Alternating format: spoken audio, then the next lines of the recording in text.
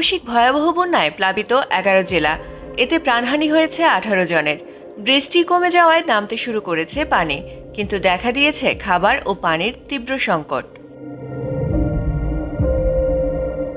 শুক্রবার থেকে নতুন করে ভারী বর্ষণ না হওয়ায় বন্যা দুর্গত এলাকায় নামতে শুরু করেছে পানি, কিন্তু এর আগে আকস্মিক ভয়াবহ বন্যায় দেশের দক্ষিণ পূর্বাঞ্চলে ব্যাপক ক্ষয়ক্ষতি হয়েছে।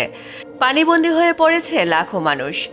প্রবল বন্যায় ক্ষতি হয়েছে যোগাযোগ ব্যবস্থায়, ব্যাহত হচ্ছে ইন্টারনেট সেবা ও মোবাইল নেটওয়ার্ক। বাঁধরা ভেঙে গেছে, আমাদের অনেক ক্ষয়ক্ষতি হয়েছে। বিদ্যুৎ বিচ্ছিন্ন হয়ে আছে হাজারো পরিবার।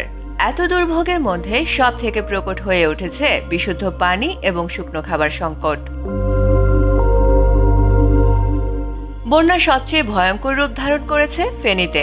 পানিবন্দী হয়ে অনাহারে একাহারে আশ্রয় কেন্দ্রগুলোতে দিন পার করছে লাখ লাখ মানুষ। খাবার ও পানির প্রচন্ড সংকট দেখা দিয়েছে। আমরা অনেক খাওয়া দাওয়া অনেক কষ্ট করতেছি। কালকে তো বৃষ্টি না হওয়ার কারণে কিছুটা পানি কমছে।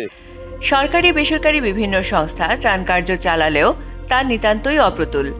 যাতায়াত ব্যবস্থার বিপর্যয়ের কারণে কোথাও কোথাও এখনো পর্যন্ত ঠিকভাবে ত্রাণ পৌঁছতে পারেনি। দুশ্চিন্তায় দিন কাটছে আশ্রিতদের। ঘরের কোনো জিনিস বাঁচাতে পারে নাই, সব পানিতে ভিজে গেছে। বন্যার পানিতে নষ্ট হয়ে গেছে বহু ফসলি জমি। বানের পানিতে ভেসে গেছে গবাদি পশু, হাঁস মুরগি, মাছের ঘের। বন্যা পরবর্তী অবস্থায় কিভাবে পরিস্থিতি মোকাবেলা করবে সেই দুশ্চিন্তায় দিন কাটছে তাদের।